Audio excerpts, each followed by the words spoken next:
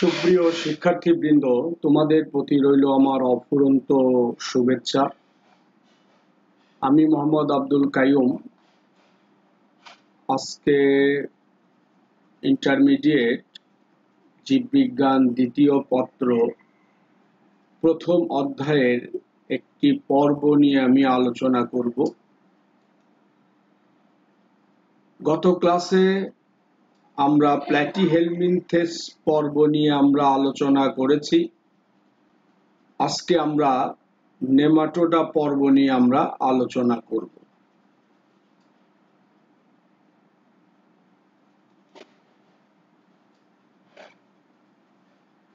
ফাইলাম nematoda, যার আরেকটি নাম নেমাথেলমিনথেস, এই পর্বের প্রাণীগুলি গোল কৃমি নামে পরিচিত। আমরা এই পর্ব সম্পর্কে কিছু তথ্য আমরা জেনে নেই। নেমাটোস, যার অর্থ থ্রেড বা সুতা, হেলমিন্থ শব্দের অর্থ কৃমি, অর্থাৎ এই পর্বের প্রাণীদেরকে গোল কৃমি বা সুতা কৃমি বলে। সারা বিশ্বে এখন পর্যন্ত জীবন্ত প্রজাতির সংখ্যা 25,033টি, তবে বাংলাদেশে প্রাপ্ত প্রজাতির সংখ্যা 1972টি। এই পর্বের প্রাণীরা ত্রিস্তরী, তবে তাদের প্রকৃত সিলোম নেই, তাদের অপ্রকৃত সিলোম রয়েছে। এই পর্বের প্রাণীদের দেহ লম্বা নলাকার, তবে দেহটা গোলাকৃতির। এদের দেহে অঙ্গতন্ত্র গঠন মাত্রা বিদ্যমান, অর্থাৎ এদের টিস্যু আছে, অঙ্গ আছে, তন্ত্র আছে। সকল ধরনের পরিবেশে এদেরকে দেখা যায়। এরা মানুষ, গবাদি পশু, বিভিন্ন রকমের উদ্ভিদের দেহে অন্তঃপরজীবী হিসাবে যেমন বাস করে, আবার এরা মুক্তজীবী হিসাবেও মাটিতে বা বিভিন্ন জায়গায় এরা বাস করে থাকে। মুক্তজীবী যে গোল কৃমিগুলো রয়েছে, ব্যাকটেরিয়া, ইস্ট, ছত্রাক, এগুলো হচ্ছে মুক্তজীবী গোল কৃমির খাদ্য। প্রিয় শিক্ষার্থীবৃন্দ, জগেন বর 1859 সালে পর্বটির নামকরণ করেন। আমরা এখন নেমাটোডা পর্বের কিছু প্রাণীর বৈজ্ঞানিক নাম এবং সাধারণ নাম জানব। পাশাপাশি আমরা ছবি দেখে প্রজাতিগুলোকে চিনে নিই। স্ক্রিনে আমরা যে গোল কৃমিটা দেখতে পাচ্ছি সেটির নাম হচ্ছে অ্যাসক্যারিস লুম্ব্রিকয়েডস। এটি কেঁচোকৃমি নামেও পরিচিত। এই পর্বের প্রাণীগুলো কিন্তু মেল এবং ফিমেল আলাদা, এবং মেলটাকে আমরা খুব সহজেই চিনতে পারবো। এদের দেহের শেষ ভাগটা এরকম কোঁকড়ানো থাকবে, এরকম ফোল্ডিং করা থাকবে। এটা দেখে আমরা মেলটাকে চিনতে পারবো। আর ফিমেলের দেখো দুই প্রান্ত কিন্তু সোজা। এটি নেকাটর আমেরিকানাস। নেকাটর আমেরিকানাস, যাকে হুক কৃমি বলে, এটি একটি মানুষের পরজীবী। এরা মানুষের রোগ তৈরি করে। স্ক্রিনে আমরা যে কৃমিটা দেখতে পাচ্ছি এর বৈজ্ঞানিক নাম উচেরেরিয়া ব্যানক্রফটি। এদেরকে গোদ্রোগের কৃমি বলে। এই কৃমিটা কিউলেক্স মশা দিয়ে বাহিত হয়, আর এই কৃমির সংক্রমণে মানুষের গোদ্রোগ হয়। আমরা রাস্তাঘাটে মাঝে মধ্যেই আমাদের চোখে পড়ে কিছু মানুষের এইরকম পা, হাত, যে একটা অংশ অস্বাভাবিক ফোলা। এই সিমটমের যে রোগটা, এটাকেই গোদ্রোগ বলা হয়। এই রোগের কারণ যে কৃমিটা, সেটা হচ্ছে উচেরেরিয়া ব্যানক্রফটি। এটি 4 নম্বর উদাহরণ। লোয়া লোয়া চোখের কৃমি। এটা আমাদের চোখের মধ্যে এই কৃমি হয়, খুবই ছোট। চোখের মধ্যে এদের সংখ্যা বেড়ে গেলে চোখ নষ্ট হয়ে যায়, অন্ধ হয়ে যায়। লোয়া লোয়া হচ্ছে মানুষের চোখের গোল কৃমি।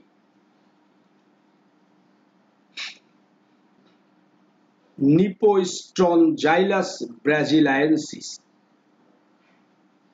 আমি বৈজ্ঞানিক নামটা আবারও বলছি, নিপোস্ট্রনজাইলাস ব্রাজিলায়েন্সিস। এই কৃমির পোষক হচ্ছে ইঁদুর। ইঁদুরের ক্ষুদ্রান্ত্রে এই গোল কৃমিগুলো অন্তঃপরজীবী হিসাবে বাস করে। স্ক্রিনে আমরা একটি গোল কৃমি দেখতে পাচ্ছি, একটি মুক্তজীবী গোল কৃমি, সিনোরহ্যাবডাইটিস ইলিগ্যান্স। আমি বৈজ্ঞানিক নামটা আবার বলছি, মুক্তজীবী গোল কৃমির বৈজ্ঞানিক নাম হলো সিনোরহ্যাবডাইটিস ইলিগ্যান্স। স্ক্রিনে চাবুকের মতো কৃমি দেখতে পাচ্ছ, এরা মানুষের চাবুক কৃমি নামে পরিচিত। ট্রাইসুরিস ট্রাইসিউরা, এদের বৈজ্ঞানিক নাম ট্রাইসুরিস ট্রাইসিউরা। দেখো, এই কৃমিগুলোকে দেখতে অনেকটা চাবুকের মতো মনে হচ্ছে।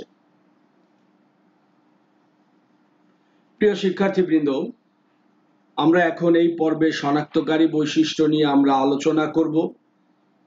আমরা প্রথম যে শনাক্তকারী বৈশিষ্ট্যটি স্ক্রিনে দেখতে পাচ্ছি, এদের দেহ নলাকার, নমনীয়, দ্বিপার্শ্বীয় প্রতিসম, উভয় প্রান্ত ক্রমশ সরু, মধ্যভাগ চওড়া এবং ইলাস্টিন নির্মিত অকোষীয় পুরু প্রতিরোধক্ষম কিউটিকল দিয়ে আবৃত। এই বৈশিষ্ট্যটি আমরা ছবির মাধ্যমে বুঝে নেই।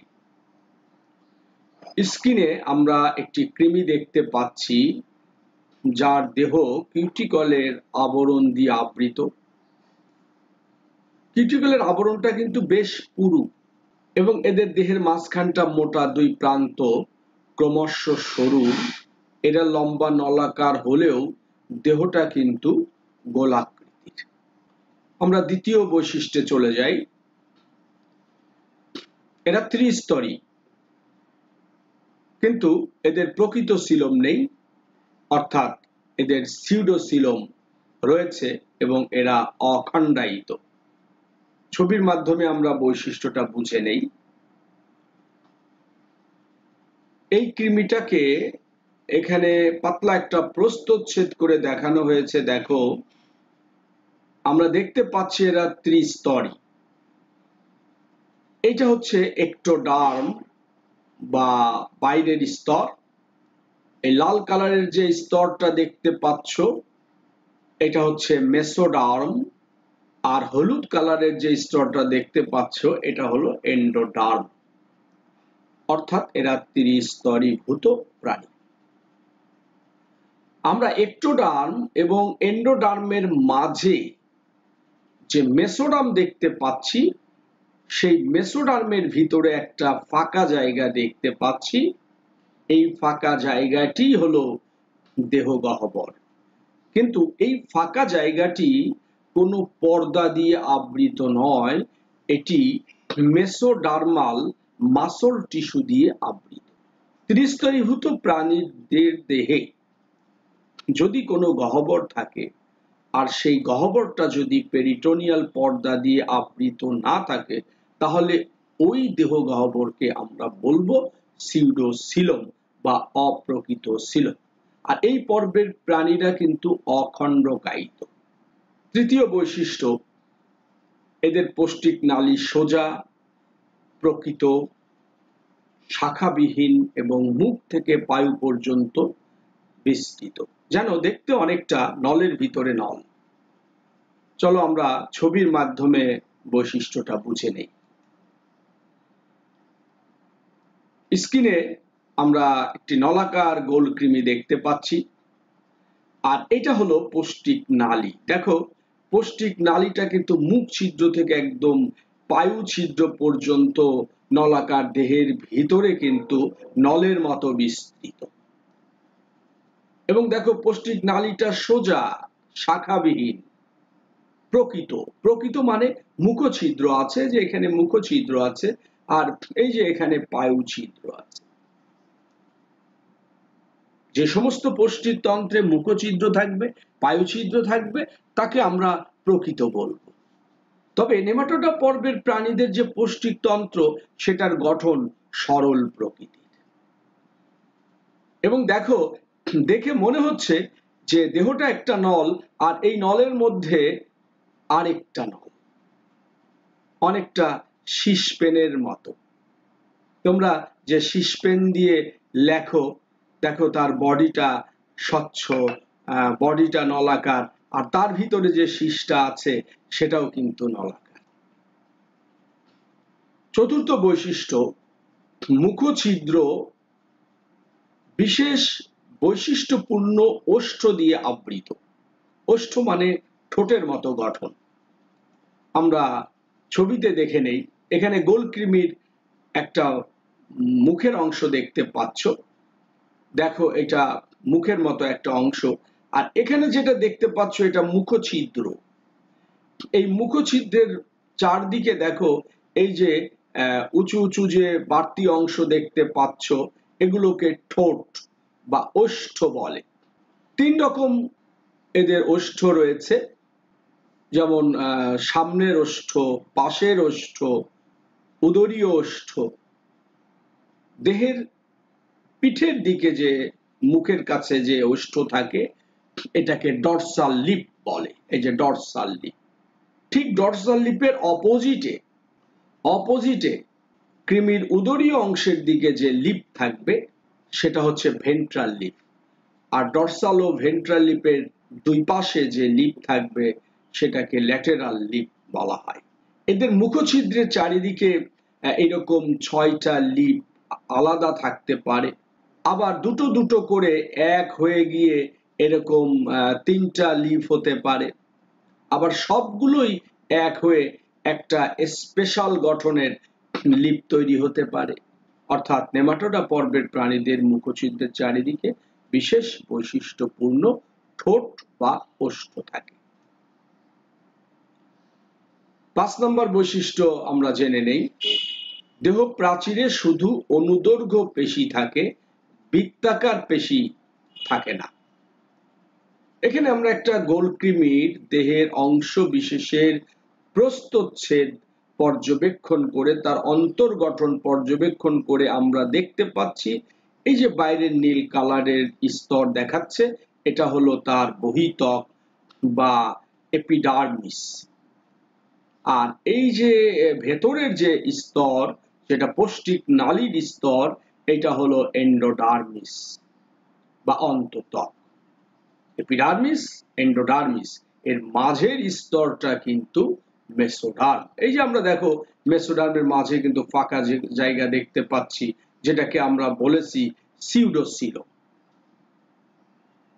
আর এই যে মেসোডার্মের যে মাসল, এই মাসলটা কিন্তু অনুদৈর্ঘ্য মাসল। এখানে কিন্তু কোনো বৃত্তাকার পেশি নেই।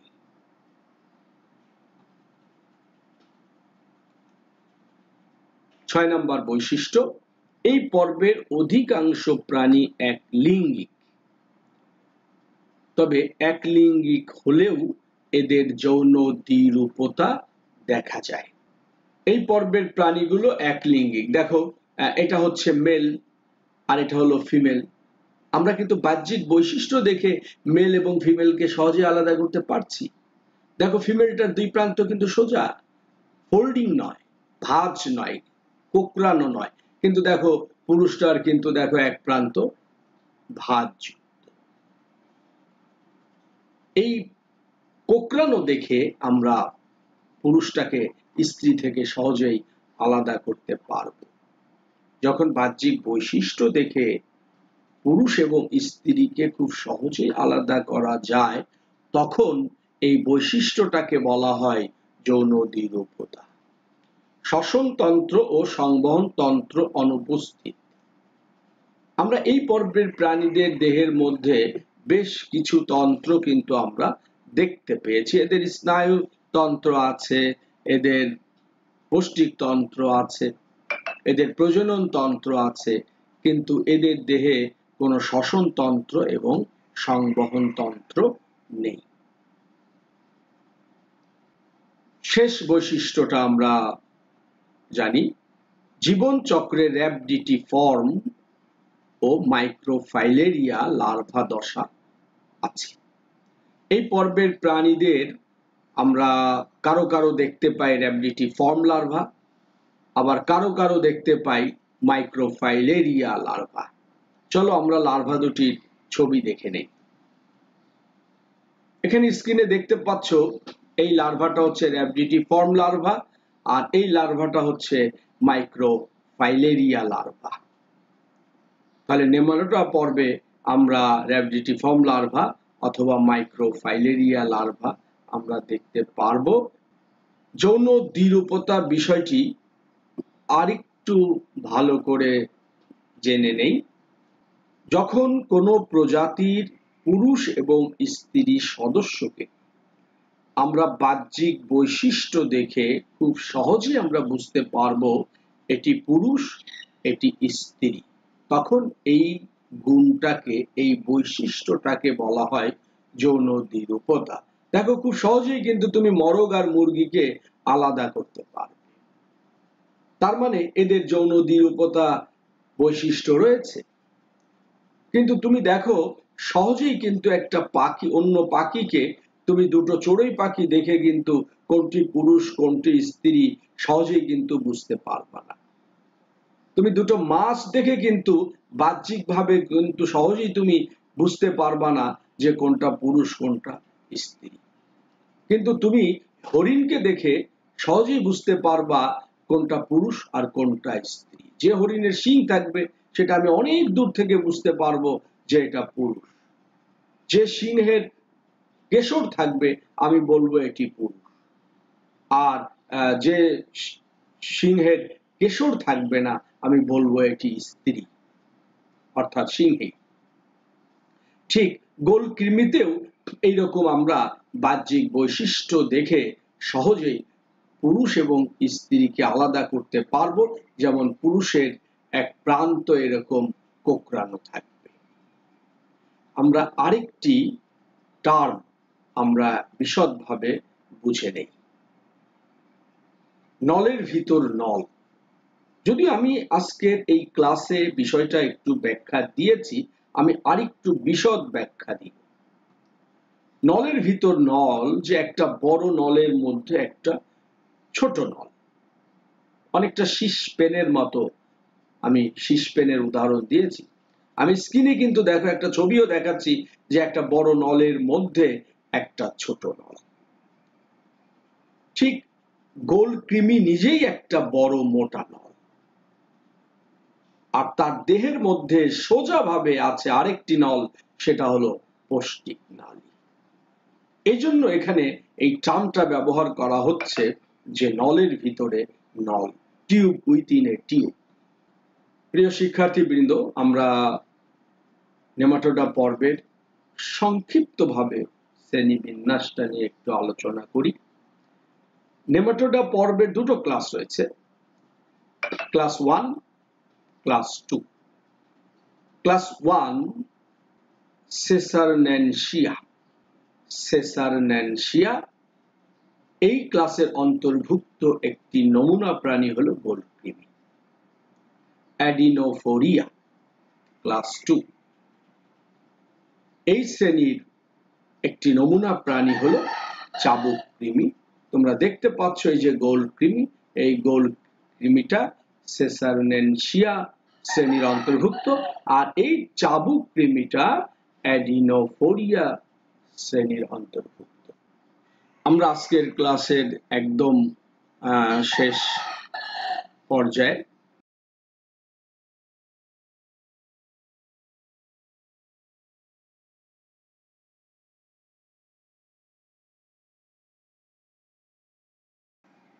তাহলে আমরা আজকের নেমাটোডা পর্বের উপরে যে আলোচনা সেটা এখানেই শেষ। আগামী দিন ইনশাল্লাহ আমরা মোলাস্কা পর্বর উপরে আমরা একটি নতুন ক্লাস নিয়ে আসব। তাহলে আজকে এই পর্যন্তই। আল্লাহ হাফেজ।